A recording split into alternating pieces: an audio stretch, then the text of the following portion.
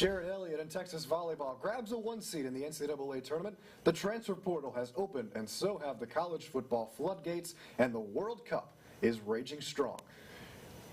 All this and more coming up next in College Crossfire.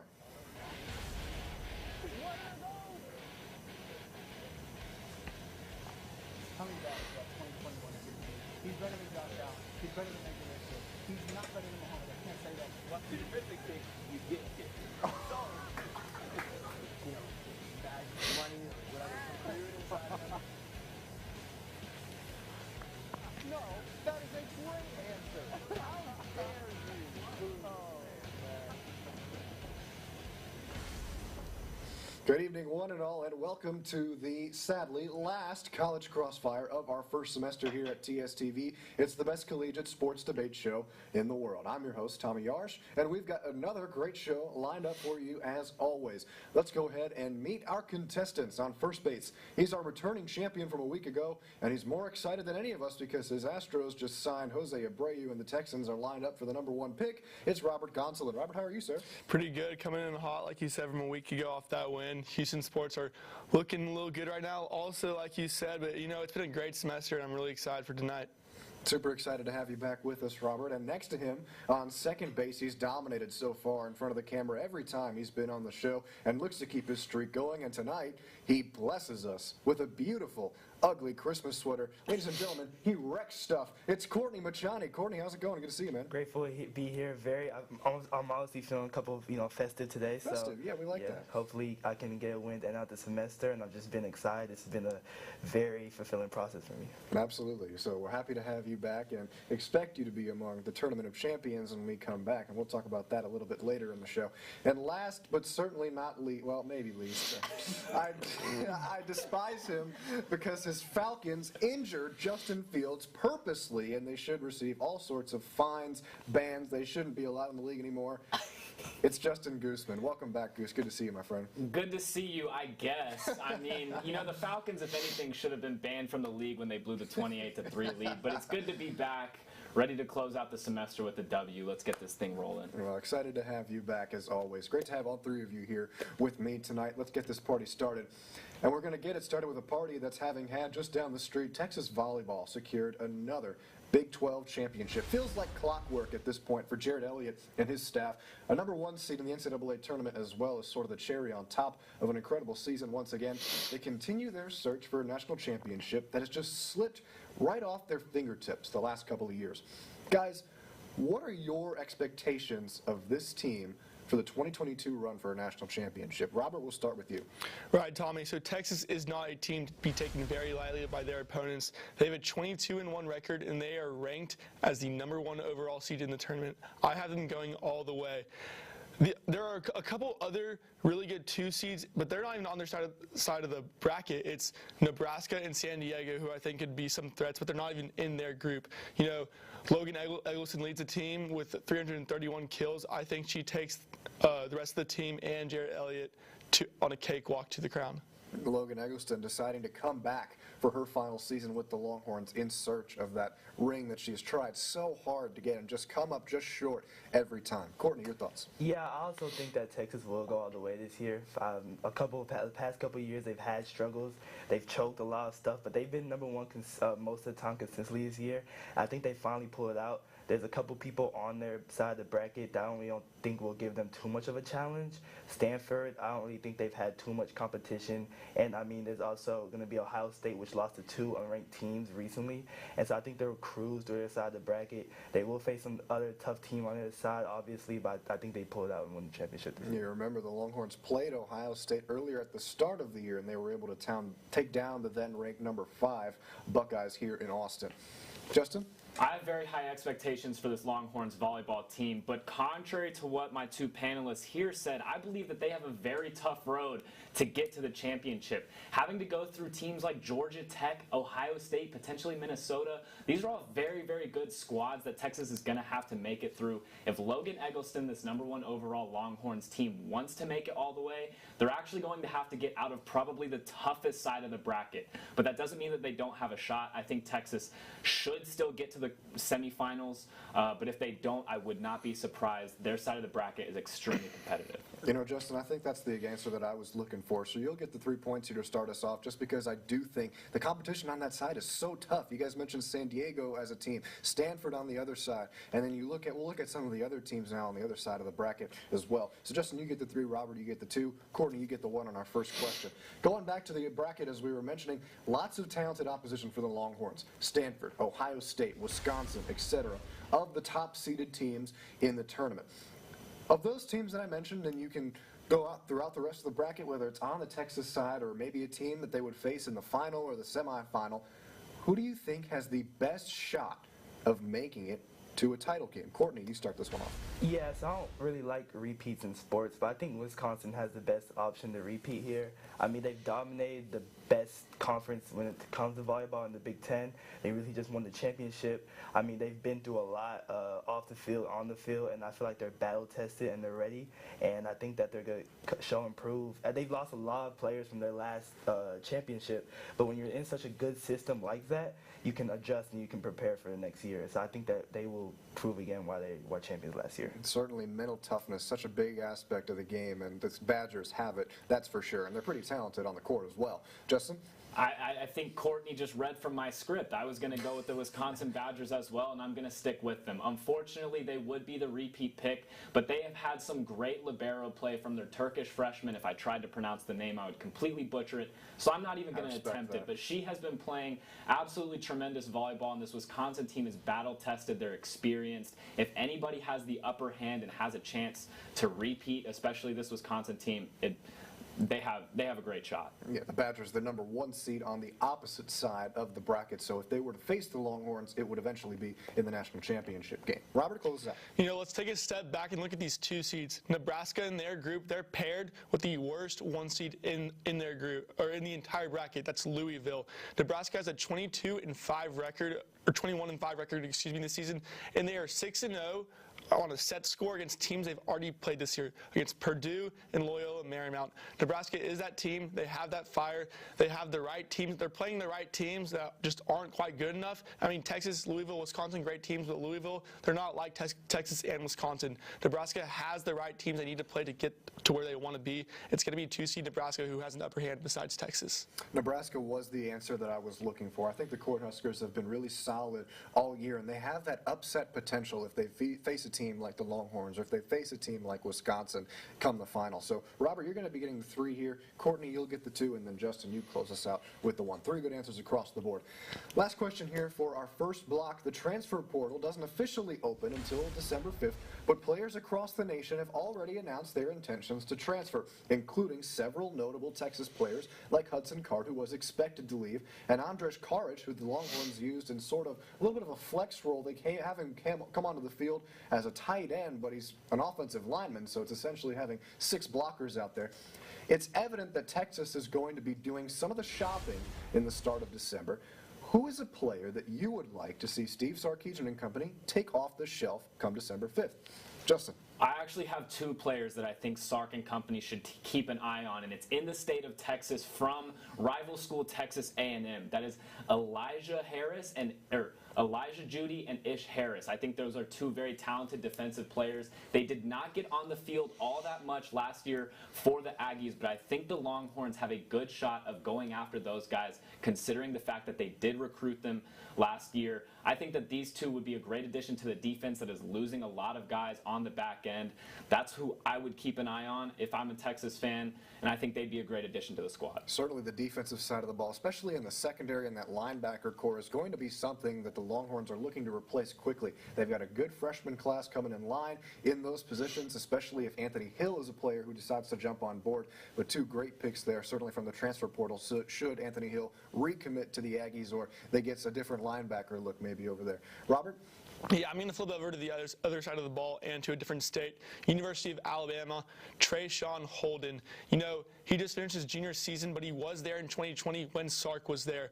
Even though he didn't play very much, you can't imagine that he doesn't know just a little bit or is familiar with Sark's playbook at all. I mean, He had 331 receiving yards this year at Alabama. That was 4th on the team. Tied for 2nd most receiving touchdowns with 6. And, Jordan Whittington's going in. He has another year of eligibility, but we don't know after a great season if he's going to be going somewhere else. I doubt it, but we don't know if he's going to be going and declaring for the NFL. Meanwhile, I've heard reports that Xavier Worthy isn't the most pleased with where he's at Texas right now. So Texas, they need another wide receiver to be locked in for next season. Trayshawn Holden, he knows a little bit of Sark's playbook on the offense. Bring him in, have a receiver locked in for next season. He's that guy. And I know that Texas has a lot of hype in the recruiting right now, and even if Whittington and Worthy decide to stay, Holden only adds to that hype. They've been looking for that third wide receiver really all season because Worthy and Whittington have been their 2 top guys. You add in Jatavion Sanders as a third option for Quinn Ewers, but it's always good to have that third receiver, especially in Steve Sarkisian's system. Obviously, a lot lies in the hands of, does Xavier Worthy stay or does he transfer? A lot of rumors around his future, and then the rumors about Jordan Whittington potentially staying as well. So a lot to figure out, and certainly by December 5th, we should have a better idea of where things are going. Courtney? Yes, I'm going to go with someone that's not too flashy of a pick, but he can definitely get work done. I'm going to go with Truman Jones from Harvard. Harvard isn't really known for its football, but he's definitely a star in the making over there. He's been All-Ivy multiple times. I think that he's a deep lineman that can also play interior, mostly plays interior, but can also play outside.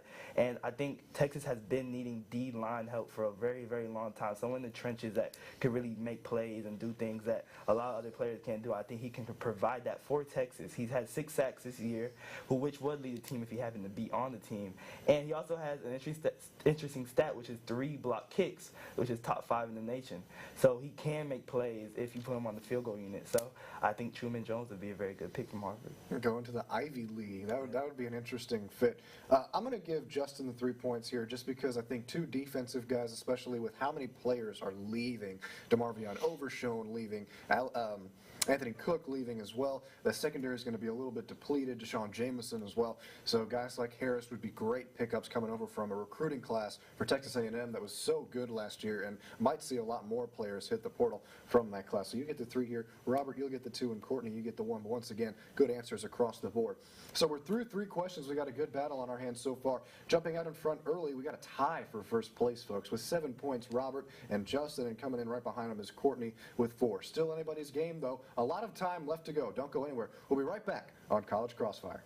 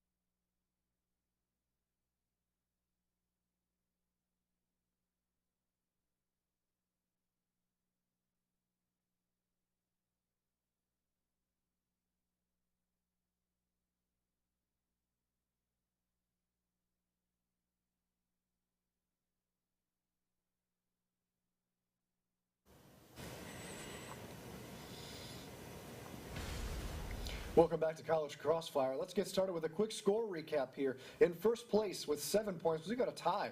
Robert and Justin tied at the top, and in second, right behind him, is Courtney with 4 points. Remember, still anybody's game, so let's get back on track. We're going to do 2 questions in this block instead of our normal 3, since they're both pretty loaded, and we'll get a little bit longer answers. So first up, we've got 1 more week until the college football playoff is decided once and for all. Just announced this, and a little bit of breaking news that in 2024 and 2025, that it will expand to a 12-team playoff. That's exciting. But right now, Georgia, Michigan, TCU, and USC round out the top 4 in that order. But all that can change during championship week coming up this Saturday. Fellas, give us your 1 through 4 seeding at the end of the season. That's first. Then pick who wins the semifinal game on each side. And then close it out with your national championship pick. Justin, I looked at you right in the eyes and I still couldn't say your name. Justin, start us off, please. I actually don't think the college football playoff rankings are going to change from this week to next week. I think everybody's going to take care of business. It's really tough for a team to beat somebody twice in college football. I think USC is going to take care of business against Utah. So I have Georgia number 1, Michigan number 2, TCU number 3, and USC number 4. I think the most entertaining games of those are going to be Georgia versus USC, Caleb Williams versus that Georgia defense. It should be electric. That'll be a really fun game, but I think Georgia is going to escape that one. I think it's going to be really close, but it's going to come down to Stetson Bennett and the Georgia offense, and I think they're going to take them down the field, get a score to win that game. Michigan versus TCU. Everybody's been counting out TCU all year long.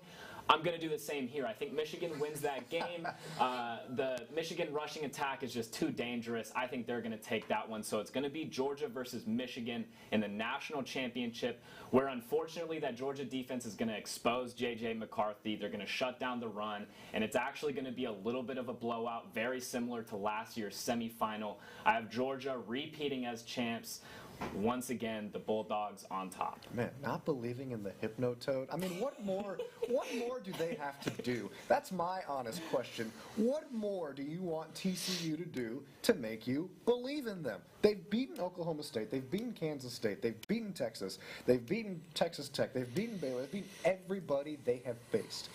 Do you want the Hypnotoad to play for them? Do we put them on the helmets? Hey, Sonny Dykes, that's a good idea. Put the Hypnotoad on the helmets.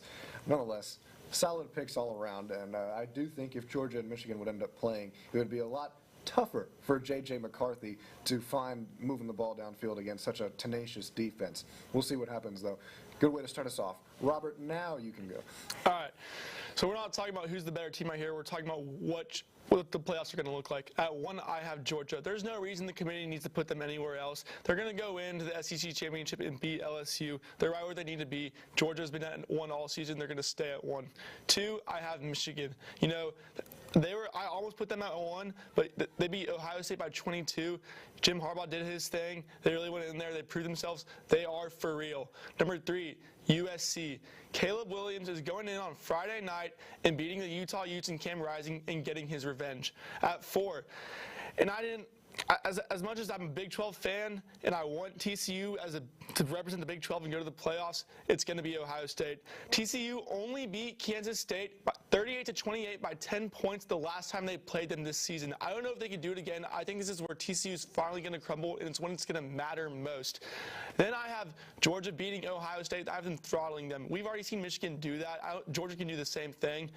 USC versus Michigan. The most dangerous quarterback coach duo in college football will go in and take down Jim Harbaugh and the Wolverines. It's going to be a Georgia versus USC championship, and the USC Trojans are going to march 8.5 miles away in a SoFi Stadium, take down the Georgia Bulldogs. They're going to get their revenge. And LA, in the college football world, is back on top. College football chaos. See all of our reactions to this, because it's just... Just wait and see. Just wait and see. Wow. So you've got Lincoln Riley in year 1 winning a national championship over Kirby Smart and Georgia. Is he new to his quarterback? I'm not saying that, but it's year 1. Their defense has been questionable at best all year. But think about how much Lincoln Riley has just worked and worked and worked. I'm not saying and how many routes he's taken through the college football world. Yeah, it's going to happen. All right. Very hot take. That might be, I forgot to mention this at the start of the segment. This block is going to be where at the end of the year when we make a terrible takes video, Everything that you see in this block could be on there. That might be a terrible take, or you might be a genius. Who knows? We'll find out. CFP chaos is what I want to see. CFP chaos, yes. I think TCU losing would really put the committee in a pickle. That's not the hottest take, TCU losing. It's not the hottest take, but I'm saying it would put the committee in a pickle because do you keep a one-loss TCU in there versus a one-loss Ohio State, a two-loss Alabama? We'll see what happens. Courtney, close us out with your thoughts. Yeah, so I'm going to agree with both of them in that the 14, actually, he did not have TCU in his team, but I agree with Justin that the 4 teams stay the same, but I think the rankings switch up a little bit. I think that Georgia and LSU, I think LSU is going to shock the nation, and they are going to beat Georgia in the SEC championship. I don't know if that's as hard a take as the one before, but I think they're going to beat Georgia, and I don't know how much a CFB has in SEC bias. It's pretty strong, but in my perfect world, I think Georgia will fall at 3, TCU will go up, and I think it will be number 1 Michigan, number 2 TCU, number 3 Georgia, and number 4 USC. I think USC will take care of Utah, and I think TCU will take care of Kansas State. After that, I think that Michigan will face Heisman favorite Caleb Williams. I think it'll be a pretty good game. I think Michigan is just too strong for me. I think they're going to go ahead and take that one and take that win. I think Georgia will also go ahead and beat TCU. I don't think TCU stands a chance against them. And in the championship game, I have Michigan beating Georgia in that championship game. I think the rushing attack is too strong. Blake Corum is an amazing player. They say Harbaugh can't win the big ones, and I think this year he's going to prove them wrong. He won last year in the game. This year he won in the game again. I think he's going to finally show that he deserves to be in the top echelon of college coaches. So what shocks me about yours is that you've got Georgia losing to LSU. Now here's the thing about LSU. They lost to Texas A&M last week, and let me say this. Texas A&M, with the team that you saw, is going to be what you see next year from the Eggs. It's going to be a lot better. Connor Wigman is the truth. LSU is still the truth, too, though. You have to remember that. They were off horrendously on last Saturday. But Connor Wigman leading this Texas A&M team, and I obviously have no bias here, is the truth. But don't discount LSU. I don't hate that pick. I don't hate that pick because I think Jaden Daniels is having a phenomenal year. Cohesively as a unit, the Tigers are playing really well. The one thing that stood out to me about that Texas A&M game, and I was in the crowd at Kyle Field watching it, was they shut down Harold Perkins. If LSU can get Harold Perkins going, that kid is the best defensive player in the SEC right now as a true freshman. Let that sink in. Harold Perkins is the best defensive player in the SEC as a true freshman. If he gets going, Georgia's going to have a lot of problems. So that's going to be a key thing for me watching that SEC championship game. Not the craziest of things. I still don't think it'll happen. So that's why Justin gets the 3 here for me. I think that's the most likely outcome. But then again, we could turn this video back on in 2 weeks, and I could look like a complete idiot. And we all could look like idiots. So we'll just see what happens. So Justin, you get the 3. Courtney, you get the 2. Robert, you get the 1. I just don't see USC winning it all in year 1. But in the future, maybe. Who knows? Who knows? I think that defense needs to bump up a little bit. Earlier in the show, we'll move on to our second and final question of this block. We mentioned the World Cup, and it's been a lot of fun so far. Upsets everywhere. Saudi Arabia defeats the mighty Argentina, and the U.S. even managed to get out of the group stages. They kept Justin Goosman's dark horse prediction alive. And we've got Christian Pulisic here behind me, the man of America, Captain America, they call him right now, and everybody in America loves this man right now, even though he's recuperating from a horrendous injury that we hope brings him back. Now that we're into the round of 16s, the elimination round, who are the 2 teams that you see making the final, and then who do you think takes home the World Cup? Courtney, you start us off. Yeah, so it's going to be a pretty obvious pick for me, but I think France and Brazil are going to go ahead and be in the final. I think France is too strong of a team for me. They currently have, in my opinion, the best player in the world in Kylian Mbappe. They did lose a couple players before the World Cup season in Benzema, which is the Ballon d'Or winner. They lost Conte and also lost Paul Pogba, but I think they're too strong of a unit. They play too well together, and they've had success, obviously, in 2018. I think they will repeat, and they will end up being Brazil. Now, they did lose, France did lose versus Tanzania today or yesterday, but I don't think that's too much of an indicator of what's going to happen. They're just trying out new things. They're trying out new systems. I think they're going to go ahead in the knockout stages. They're going to take care of Poland. They're just going to keep going and going. They're going to end up winning the championship. I think Brazil makes it even without Neymar. I don't know if he's going to come back or not. The injury looked pretty bad, but I think they always play so well together, always so fused together. They have a lot of young, energetic attackers that play off the back of the veterans, and I think think that they're going to show Brazil's the most prominent football nation for a reason. They haven't won in a long, long time, but I think that they're going to try, and they're going to try and make it back, but they're sadly going to lose to the best player in the world, Kylian Mbappe. Yeah, two teams that have certainly had their unfair hands of injuries dealt. Neymar being injured, and you mentioned all the long list of French players who unfortunately won't be able to play in the World Cup. Still would be an entertaining final nonetheless. Justin, your thoughts?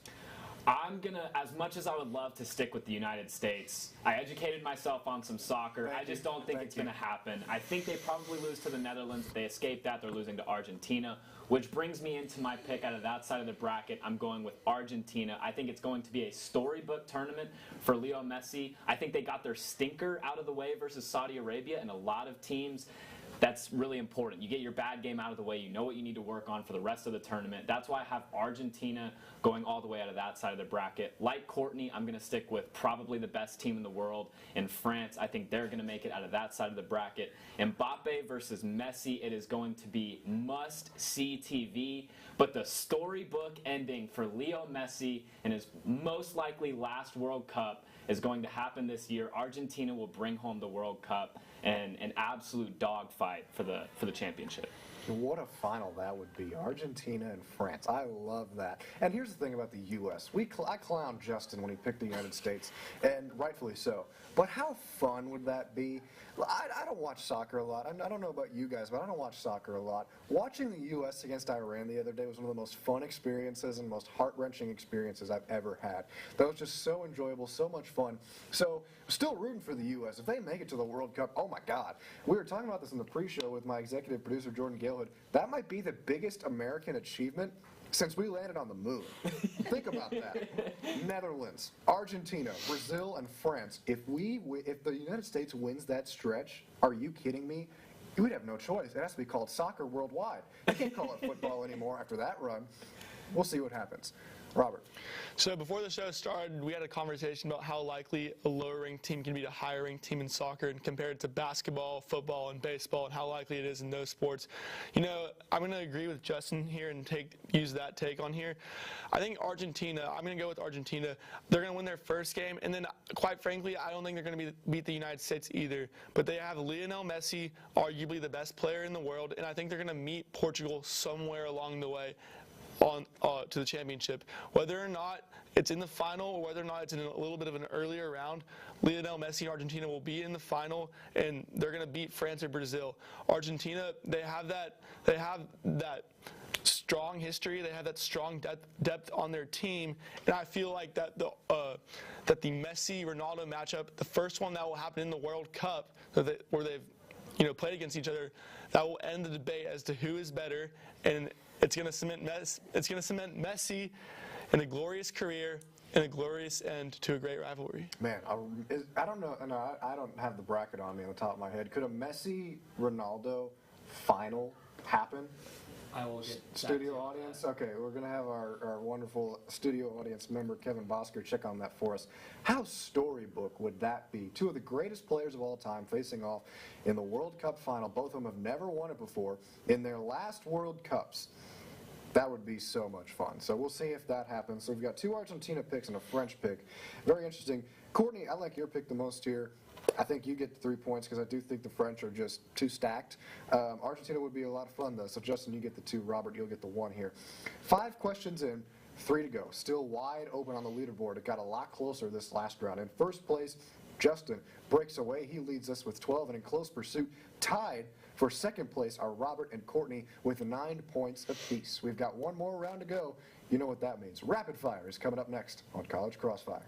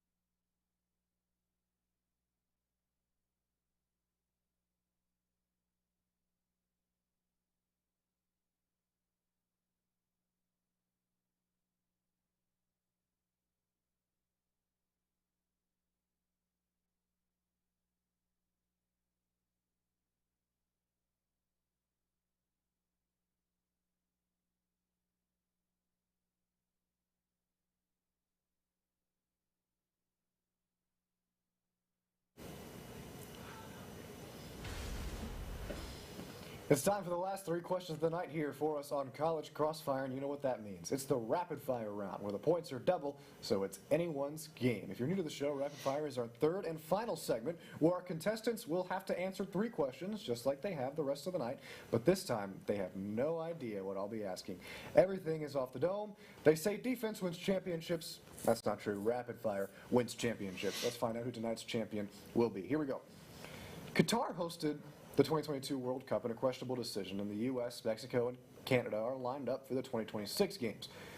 There's a lot of really beautiful places on our planet, guys. Where would you pick the next host destination to be if you were in charge of deciding the location? Anywhere in the world.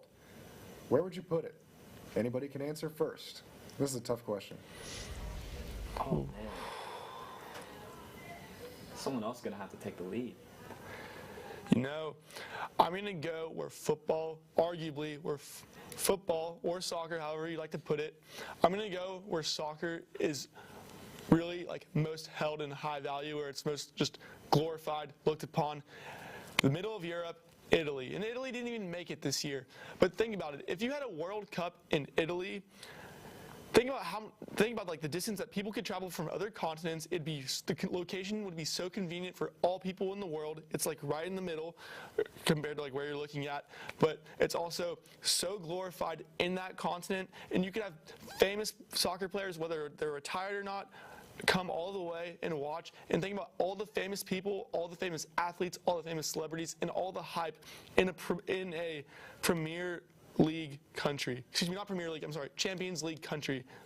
I think Italy would be great. It's a beautiful country, beautiful city, lots of history. That's a great way to start us off. Guys? You said anywhere in the world? Anywhere in the world. I'm gonna have them. Antarctica. That was my second choice. Oh, okay. That was my second choice, but I think I'm gonna have them. I'm gonna have them play in Nepal. I'm gonna have them play in Mount Everest. I'm gonna have them play. Oh my around. God! I think it'll just be a testament to how how good these players really are. Can they really hold their breath? Can they really stand that pressure? Can anybody hold their breath up there? I'm not saying they have to go all the way up there, Oh but my they God! can just Courtney play just around wants it. them all to perish. This is what show who's the best of the best. I think it'll just be a beautiful scenery. Nepal is beautiful. I think they should play there. Man, they're just going to be crawling along the pitch trying to breathe, gasp for air. Qatar is hot. In Nepal, you just can't breathe. So which way do you want to lose, guys? Figure it out. Although the scenery would be lovely there. Justin? I'm going to take them to the Outback. Let's play a World Cup in Australia. Let's see how Not the players Outback Steakhouse. Not the steakhouse, yeah. Let's see how the players fare out there. See if, anybody gets bit by any spiders, any bugs, There's a lot out there in the Outback. I think it'd be fun. So the first thing that comes to mind in the Outback is getting bit by spiders. I would think Yes, kangaroos. absolutely. I would think kangaroos become pitch invaders. How cool would that be? Leo Messi against a kangaroo? Put that on my TV any night. All right. Robert, I like your answer the most here because Italy, I think, is right perfect in the middle of the world. Great spot, so you'll get the 6 points here. Justin, I love kangaroos, and I love pitch invaders. You get the 4 here. Courtney, just because I personally don't want to see athletes collapse on the top of Mount Everest. Also, how would you get them up there? Do you just fly? I mean, they don't have to be at the top. Just Ski like- lift. Yeah, just a little ski lift. And you would have to build a stadium into the side of the mountains, but you seem like a smart guy. You could probably plan that up. So you get the 2 points here. Caleb, can you scroll down to our next question here? I want to save this one for last just because I think it's the best rapid fire question we've had so far. So before that, we're going to do a little bit of a blast for the past for our second to last question here. Thanksgiving is in the rearview mirror, but it's still fresh enough in our palates to remember the delicious food. There's a lot on the Thanksgiving table and a lot to do on Thanksgiving. Which dish that's commonly served would you say is the most overrated? It can be any dish. It can be a main dish, it could be a side dish, it could be a dessert. Let's hear the hot takes. It's stuffing. That's criminal. I don't mess with stuffing. Think about all the other sides. You got cranberry sauce. You got mac and cheese. You got green bean casserole. I would take over stuffing. Stuffing it's not that great. It's always a little bit dry. I don't know. I've never rocked with stuffing. I'd rather have cranberry sauce out of a can than stuffing. All right, Justin, you got to come over next year for Thanksgiving. We'll get you some good stuffing in the Yarrish household. Okay. We do it right. You're always welcome in my house, but you got to come over for Thanksgiving now. Guys? So I'm actually going to go with the main dish of all dishes. I think turkey is so overrated. I don't know why it is the main dish for picks. I mean, it's not even top 5 when it comes to meat. No one eats it unless it comes to Thanksgiving. I would never go to a store and ask for some turkey unless it's Thanksgiving time. What do you eat in sandwiches then? I eat probably like chicken or like beef. I mean, sometimes I get turkey, but like I don't enjoy my sandwich when I eat it. So I just think that like turkey is just, I don't eat lunch meat like that. So turkey just not appealing to me. Wow. So two really, I think, bad takes. But that's just me. Everybody's household is different. I can't judge. Robert? Okay, I'm going to go with green beans. I know vegetables, good for you, they're great, but you practically can get them for any single dinner that you might have. They're a great side dish, but like when you bring them to Thanksgiving, it's just like just another side dish you're adding to the meal. Like, what's the significance of it? At least turkey is like held in high significance for the holiday. People know turkey for the holiday. People think of mashed potatoes. They think of stuffing for the holiday. And when I hear those two dishes, I think of Thanksgiving. Green beans, I see that on anyone's plate practically like any day of the week. I've never seen green beans. I've seen green bean casserole, but green beans by themselves Thanksgiving, I've never seen that. So I guess I'll agree with you that they're the most overrated. So you'll get the 6 points here, just because I'm a big enjoyer of turkey. I'm a big stuffing lover.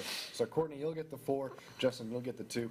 Close, and this is just the best way we can possibly end off the show. We might have to zoom the camera out a little bit here for this one, because for the first time in College Crossfire history, you have to act your answer out.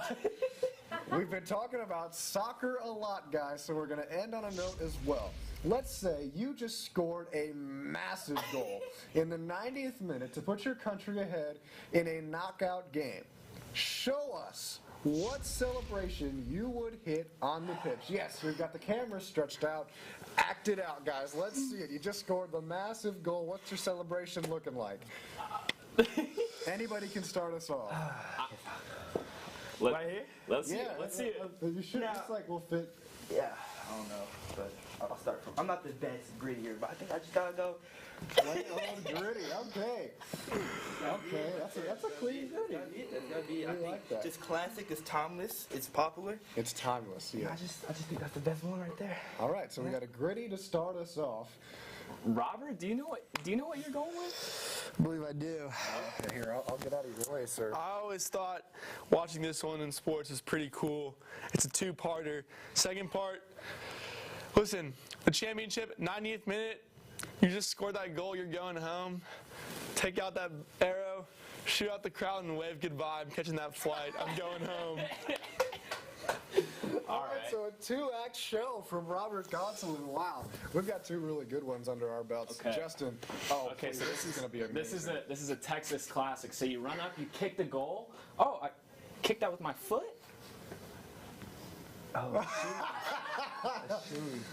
There we go. In true American fashion, shotgunning out of a shoe after scoring a game-winning goal in a national champion, in a World Cup, whatever you want to call it. Just incredible stuff. So let's go ahead and calculate here. I'm not great with numbers, so you might have to give me a second, guys. We've got a 1-point victory once again here. That's back-to-back weeks where we've had 1-point victories here on College Crossfire.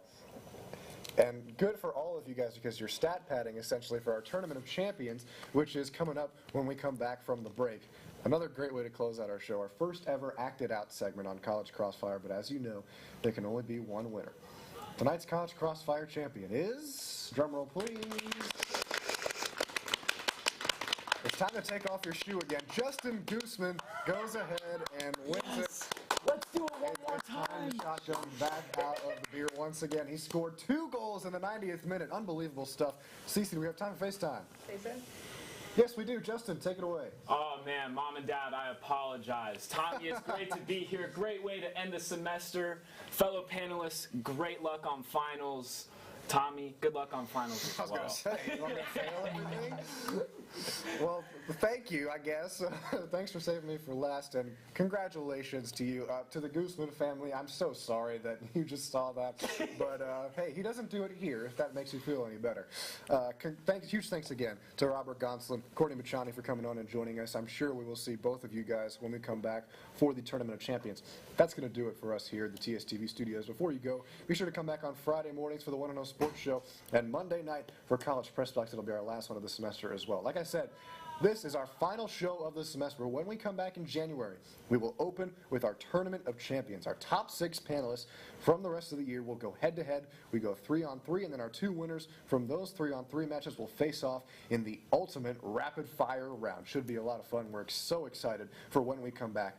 Thank you to our live studio audience for coming out and supporting us as always tonight. For our contestants, everyone in Master Control, behind the scenes, our executive producer Jordan Galehood, and all the other great folks here at TSTV. My name is Tommy Yarrish saying good night, have a great holiday season, and we'll see you next time.